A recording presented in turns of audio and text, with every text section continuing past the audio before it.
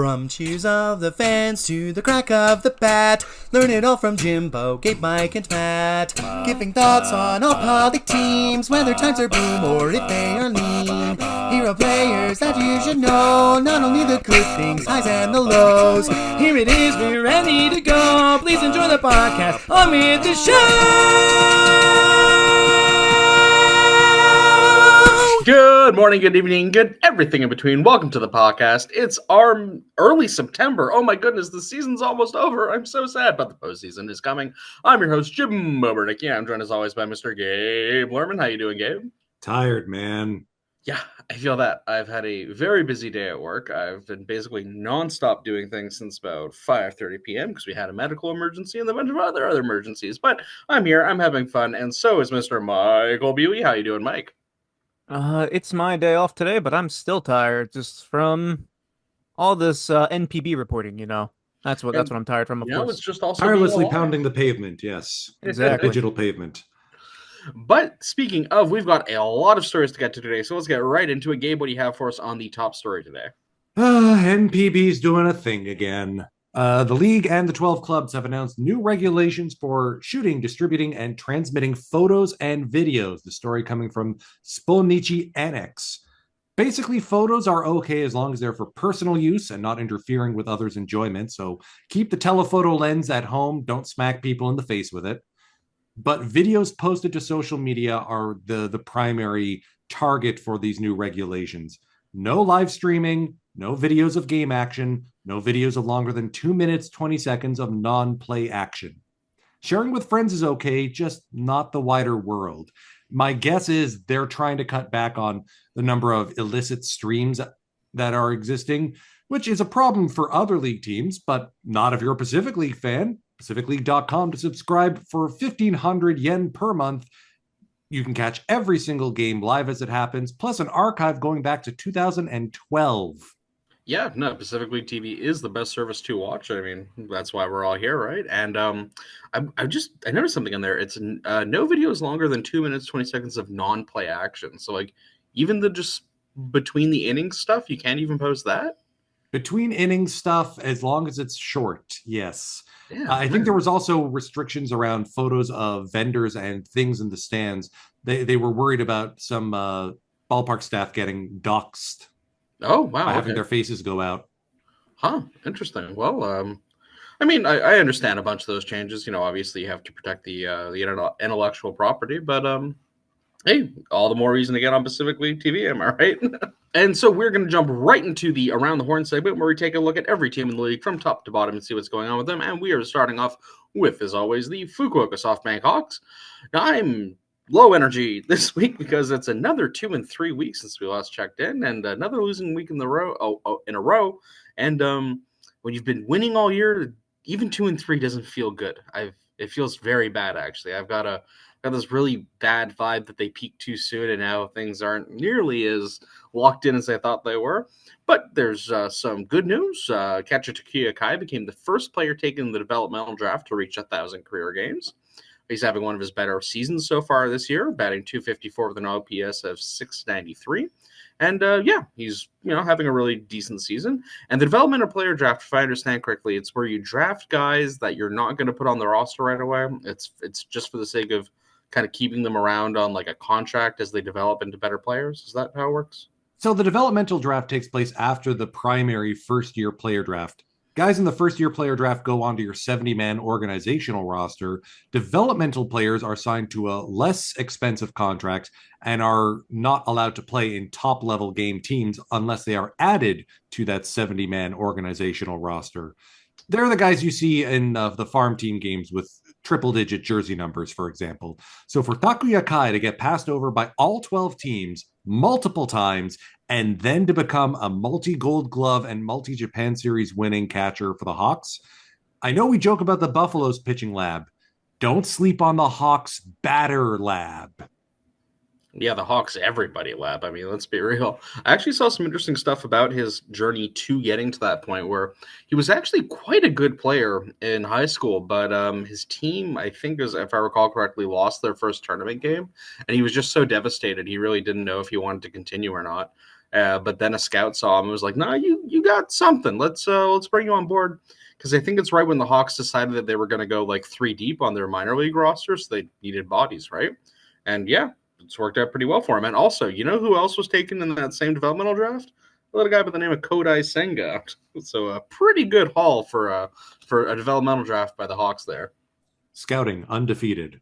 Undefeated. But in less happy news, my boy, my favorite pitcher, Lee Van Moinello, got absolutely shelled to the tune of 6 runs over 3 innings this week, and will be deactivated, removed from the roster for just a little bit. I think about a week or so. That means he can come back, right? He's not. Yep, He's not it's not an injury deactivation. If you're deactivated off the active roster, you spend a minimum of 10 days off it, and then you can come right back without any like options or DFA or nonsense. So we'll skip one start, reset, rest up, and now the Hawks can put another foreign player into the active roster. Hi, Jeter Downs. Yeah, I guess so. I hope. I'm really again. I am so scared that this is like an indicator of things to come. I'm like, please don't peak too early. But the Hawks are still in first. We're still out ahead of everybody else, but the gap is narrowing. Speaking of that gap narrowing, we kick it over to Gabe with the Hokkaido Nippon Ham Fighters. Take it away. 3-2 in their last 5, also with a pair of Thursdays off. The Hawks are still 9 ahead of the Fighters with a magic number of 15, if memory serves. But the Fighters are 3.5 up on the Marines. A postseason spot is all but secured, possibly home postseason games. I don't want to bury the lead here, but I'm talking with our Japanese production crew. We might possibly have a postseason baseball for breakfast coming up. Ooh, baseball for breakfast. I didn't know that was part of the deal. Okay, wait. Part of the reason why the Fighters have been on such a hot streak lately is Franmil Reyes has set a franchise record with a 25-game hit streak on Wednesday, passing Fernando Seguinol for the foreign player team record a few games prior.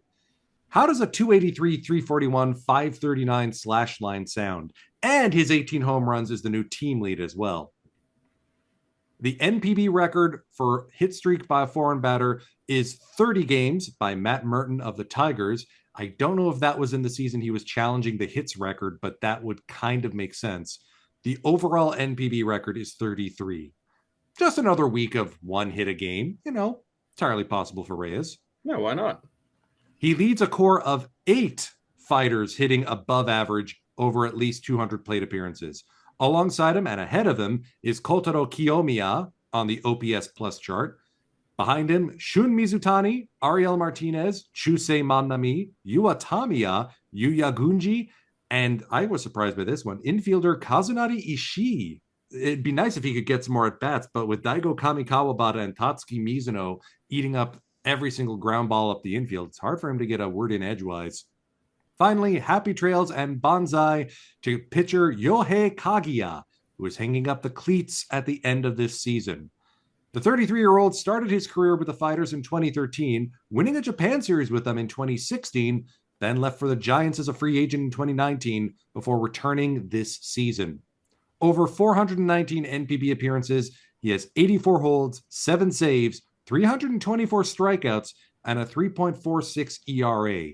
So a solid career as a middle relief guy, someone who they can count on for a hold in the 7th or 8th, and he might go out with a ring. We'll see. Don't you put that evil on me, but it's entirely possible. I'm scared of the Fighters right now. I'm shaking in my boots, not gonna lie. But another team who is coming up on their heels is the Chiba Lady Marines. Take it away, Mike. Okay, so for Chiba, 2-3 after getting Tuesday and Wednesday off this week. I did see that. I didn't look too much into it. I assume that was part of the typhoon season currently in play. Anybody know anything? That's why they got those games Yeah, off? I saw a lot of games getting moved around, so probably. I saw half of the other league was canceled during typhoon season. They did win today against Rockton. That's game 1 of a 4-game series against Rockton at home. So going to be very important to win as many of those games as they can. Hopefully a sweep, of course, but put as much distance between them and 4th place as possible. Unfortunately, Atsuki Tanaichi has a right adductor muscle. Is that how you say that? I didn't have body part class. Yeah, adductor. Oh, okay. Oh man, adductor muscle injuries suck because that's the kind of thing. Once it's injured, it stays that way. For like you can Oh, heal, but like it'll flare up again. I got it back when I played football. It sucks, man. so where is the adductor? Is that in your arm? It's actually down in your like kind of groin leg area. Oh, yeah, that sounds Yeah. painful. Not sure if he's out for the season or short term. That's proof you need a lot of pitching to get through a whole season. And I mean, if that lasts, forever, that sucks. First time I hear of the adductor muscle, and it's a bad thing. Yeah, it's the kind of thing where like it won't last forever. It's like I haven't injured mine in like years, right? But then like you'll just be working out one day doing something, and it'll just kind of flare up, and it'll just make walking like really uncomfortable for a little bit, and then Yeah, gotta like heal up. you Yeah, just bend down one day the wrong way or something. yeah, kind of. That's tough. So hopefully it gets through that, and hopefully it doesn't flare up at least often. Yeah. But in other news, Marine CEO Shunsuke Kosaka was interviewed by, now I say Dazen, but every Japanese commercial I've heard says Dazon. It's Oh, it's the actually zone. DAZN technically, but DAZN. I always called it Dazn too. I've Screw always, it just sounds better coming out of my mouth saying Dazen. it. Before I continue, it's quite a shame that we don't have the same Dazen, here in the US. Ours is pretty much like boxing and MMA like focused. And every time I see a Japanese commercial, it's like they have every sport known to man plus 6 known to dolphins on their version of the zone. But like, he was in an interview with them, and to paraphrase, he said it's harder for the Marines to get fans for the club as opposed to teams that are run by mass media and teams with exclusive territory. Unfortunately, the video is geo-blocked to just only in Japan, so don't know much more about the interview than that. But as for hard to get fans, I mean, if he's a CEO, if he's saying that, it's obviously, I believe him.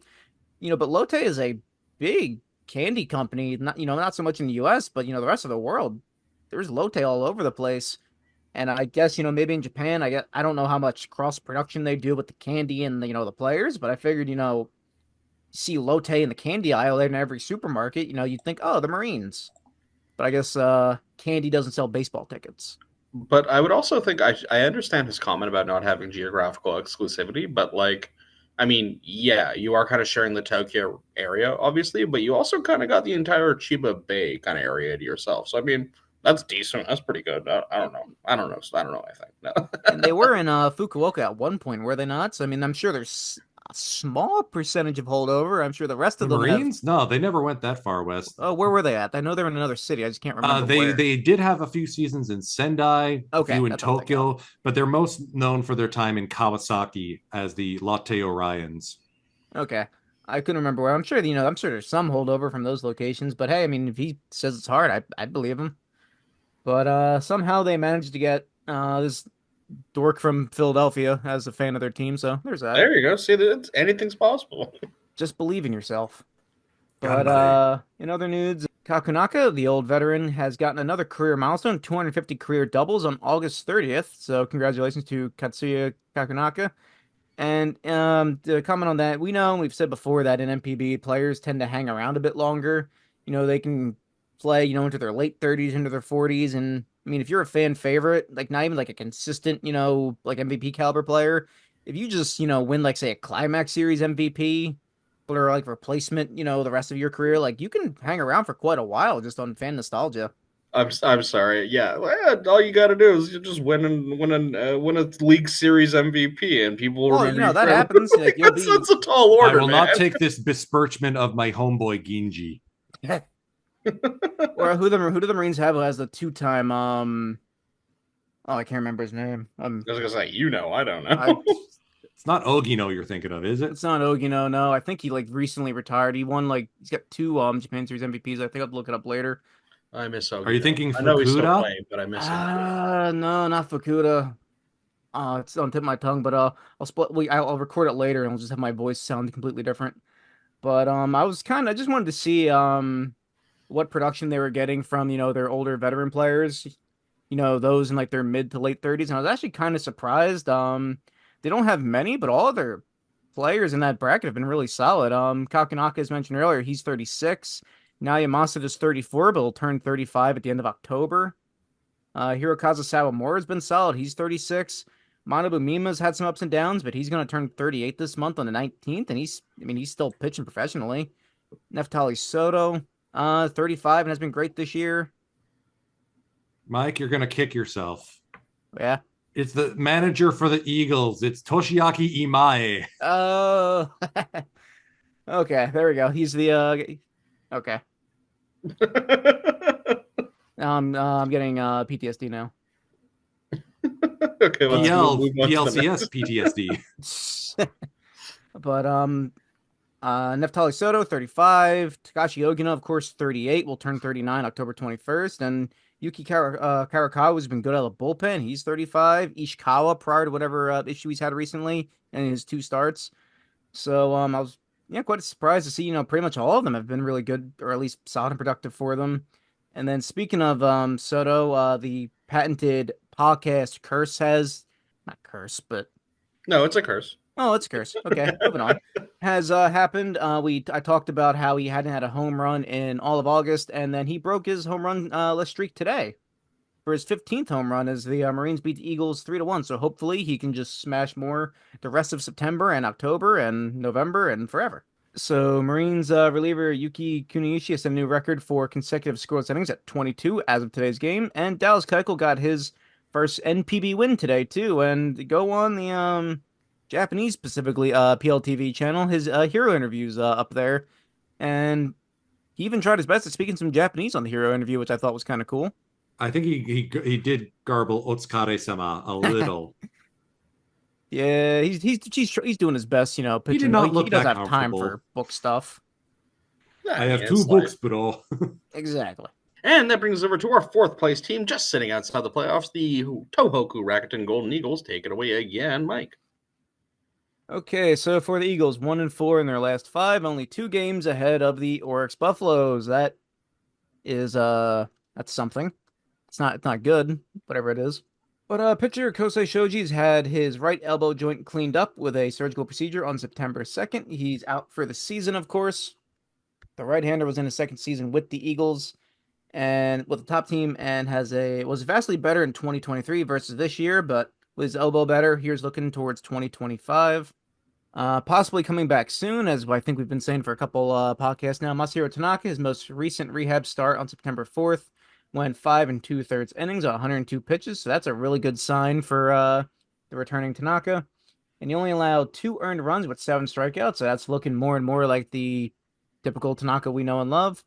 Outfielder Yuya Ogo has played in every inning so far this season. He's the only NPB player left who holds that distinction. The leadoff hitter is 25 for 30 in stolen bases as well, slashing 260, 334, and 360. Yeah, he's been having a really good season for the Eagles so far. I feel like he's been kind of one of their standout players. But outside of Tanaka coming back, though, I'm not sure how much the Eagles have to look forward to. I mean, how far back are the other Marines? 3.5. I know I said they were coming back. How much? 3.5 back. Oh, that's not insurmountable, actually. And today's game was the first of a 4-game series at home for the Marines against the Eagles. Ooh. If there was ever going to be an opportunity to gain some ground, this is it. All righty. And speaking of a team gaining ground, I'm not sure if they'll catch anybody, but the Oryx Buffaloes. Take it away, Gabe. Hey, 5-1 in their last 6, including taking 3 of 4 from the Eagles in Sendai. 2 of those games were shutouts, one of which was started by Shunpeita Yamashita. Yet another amazing start, 7 shutout innings with 9 strikeouts. That is now 3 straight outings of 1 run or fewer with 7 or more strikeouts. His ERA on the season has dropped from 6.38 to 3.98 as a result. Last year's Rookie of the Year is back, baby. Add him to the rotation alongside Hiroya Miyagi, Daiki Tajima, and Luis Castillo and Anderson Espinoza. I got a good feeling that the Buffaloes can bounce back next year.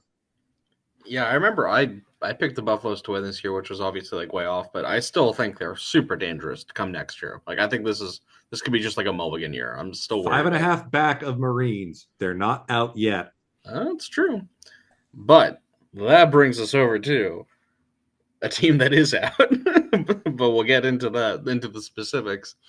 The basement dwellers, the bottom feeders, the absolute pit of despair that is the Saitama Seibu Lions. 3-3 this week, though, with a series win over the Fighters, which is shocking. And unlike the Hawks 2-3, this 3-3 feels really, really good. And there's some stuff to talk about on that. They have become the first and possibly only team in the Pacific League this year to rack up 80 losses this season. And that is the most losses they've had since 1972. And barring some absolute heroics here in the final month of the season, because they do have a Hawks and Fighter series coming up again, I think they will break their previous low or high, I guess, depending on how you want to count that, loss record of 84 set in 1971. I think it's entirely possible with the way their schedule looks, they could end up with 90 losses, which would be absolutely catastrophic. But we'll see. And speaking of record-setting losses, Kona Takahashi now sits at 11 consecutive losses since opening day, tying the Pacific League record of Mamu Otsu, set in 1960 by the Kitetsu Buffaloes. But while they may have been mathematically eliminated, even though I thought they may have gone on a 40-game run, you never know, they did, finally, after much, much, much suffering, beat the Chibalete Marines. Woo woo, fanfare, bow, bow, bow, bow, bow. After everything they've been through, after having their dreams crushed in an extra innings loss to the Marines last week, the Lions walloped their Tokyo area rivals 8-1, finally bringing that season series to 16-1. But as far as I'm concerned, it's 1-16, baby. They're on the cup. Let it be said that no one beats the Saitama Seibu Lions 17 times in a row. Yeah, like, listen, there's a limit, okay? You can get to 16, but you can't get to 17. There's always next year. Yeah, I was going to say the Lions could bounce back, and I'm like, they better. I mean, I don't even know if they'll be bouncing back as much as just not being the worst team in I was going to say all of baseball, but man, those White Sox. Woo! They are really impressing me. But so in the last little bit to talk about, the Lions have also announced, though, on Twitter that Yuji Kaneko will be hanging up his cleats at the end of the season. The two-time stolen base champ started playing for the Lions in 2013 and has gotten over 1,000 games with a 242, 304, 306 slash line and 21 homers and 225 stolen bases. I mean, it's a good career, way better than my career, I'll tell you that much. And speaking of aging veterans, Takumi Kuriyama hit his first home run of 2024 and the 128th of his career. So things are going okay in Lions land as far as I'm concerned. Worse things have happened. They'll probably get to 90 losses. Takahashi will probably have the record for most consecutive losses, but yeah, man, if you're going to be bad, I would rather a team be this bad than like 500. You know what I mean? Personally. To quote John Tron from Game Grumps, if I can't be the best, I sure as hell can be the worst. Exactly. And so that brings us to the end of our the end of our normal segment and over to our familiar faces in new places. Gabe, how are our boys doing stateside and also other places? I have 5 updates for y'all. First off, from Taiwan, a yikes moment from the CPBL. Former Seibu Lion Wu Nianting, who you may remember hit a home run in one of our midnight matinees, was struck in the face with a ground ball to first and suffered fractures to his nasal bone and lower orbital bone, in addition to a concussion. Wu was posting a 605 OPS in 36 games this season for the expansion TSG Hawks. Best wishes and hopes for a speedy recovery. Another former Saitama Seibu Lion, Yusei Kikuchi, has been very good since heading to Houston. In his first 6 starts, he struck out 47 batters while walking only 10, putting up a 2.57 ERA. Just as important, the Astros have won all 6 of his starts. As the Astros try to make a push for the AL West title, Yusei could be seeing some postseason action. Good for him. I don't need to talk too much about the incredible Shohei Ohtani. He has the first ever 44 home run, 44 stolen base season. He's actually up to 46 stolen bases. 50-50 is not out of the question. We are in uncharted territory, and he may still pitch in the postseason. Yikes. Equally good news for Japanese fans of the Dodgers. Yoshinobu Yamamoto, the ace of aces, is finally returning from his injury.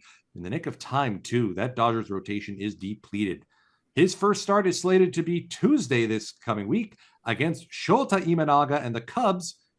The former Bay Star just pitched the first 7 innings of a combined no-hitter for the Northsiders, so could be very interesting. A lot of eyeballs on that from the other side of the Pacific. And one final thing that I just caught on Twitter from sportslook.jp, they noticed that former Nankai Hawk and former San Francisco Giant Masanori Murakami had his 60th anniversary of his MLB debut with the San Francisco Giants on September 1st, and he was the guest of honor at a Foreign Correspondents Club of Japan press luncheon on September 2nd. He really does wish that the NPB commissioner back then would have let him stay in the majors a little bit longer. Maybe some of those greats from the 70s and 80s would have had a chance in North America instead of rewriting the record books in Japan. But to know that Murakami is A, still alive, B, still promoting the game is so heartwarming.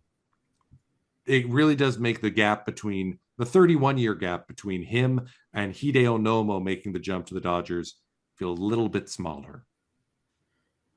Yeah, that's really cool. And like it was like that story we had last week about Nomo also, where I just love when old players help spread the game, because that's the best way to do it, right? Just keep getting more people in. And yeah, that's a really beautiful story to end today's show on. But that brings us that's the end of our baseball coverage. And let's kick it over to our little question of the day from us to you and you to us. Are you guys excited for fall? Or looking forward to fall? Because, baseball playoffs are coming around. They are the big indicator that fall is on the way, even more so than the chilly weather and the changing of the leaves. So I will kick it over first to you, Mike. Are you excited for the fall season? No. That's good. Fair enough. I don't like it getting dark early. I don't like the weather. I don't like Halloween. I don't like all the people. Why don't you like Halloween? I'm not like a big Halloween guy, but what's wrong I liked it as a kid, and then when I got to as an adult, I noticed all the adults that liked Halloween were extremely insufferable to be around. And I was just like, you're 30, you're like 35. You just admit you want to drink. You don't need Halloween as an excuse to drink. Just do it. You do it anyway. Like you don't have to do this. Just be honest with yourself. That's fair enough, I guess. And then baseball ends, and everyone's like, "Oh, now it's football season," and I got to listen to football fans exist for a whole however many months that is, and like I like hockey. Hockey comes around. Next month, October. Yep. And like that's cool. I like watching the Flyers, and sometimes I'll watch the other. That'll entertain me for like a day, and then the Flyers take 2 days off. Then I get another day of entertainment, then they're off for another 2 days or something. No, it's gonna be spring and summer, so I can have 160 some games of entertainment every year. That's fair. Like Christmas, though. Fair enough assessment, actually. And what about you, Mr. Lurman? How do you feel about fall? Ambivalent. I'm with Mike. I enjoy summer. I wait 9 months of the year for summer to come back around. It's still like decent-ish weather here in Toronto, so I'm not like looking forward to fall rushing in. But like sweater weather and having different meal selections, and you can actually cook again. I miss making my famous turkey sausage chili. So that sort of stick to your ribs food. That doesn't do well in summer. That is distinctly sweater weather. So it's got its ups and downs. I'm okay with fall. I'm not fall's like best friend, but we can be cordial. That's fair, man. That chili sounds really good. Actually, I'd really like to try that. I'll send you the recipe. Yeah, for sure. Personally, I've got a weird thing with fall where I don't mind fall. I think fall's pretty cool. Montreal, we have a lot of trees, and it's like a mountain of a city, so like the color scape becomes absolutely gorgeous. Fall rocks for photography, and I do a lot of photography.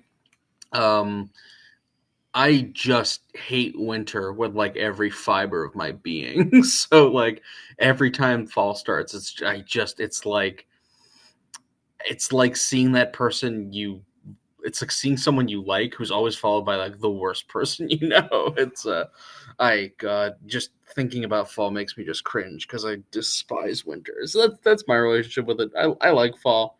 It's chill. I just hate everything that comes with it. No, what's the opposite of retroactively? Post-actively, I guess. Proactively. Proactively. Oh, yeah, I guess that would make sense. Well, with that little English lesson out of the way, that's the end of our show today. Thank you, as always, for listening. And be sure to like, comment, and subscribe. Do all that YouTube stuff. And be sure to check in back with us next week for all of your Pacific League content. Take care.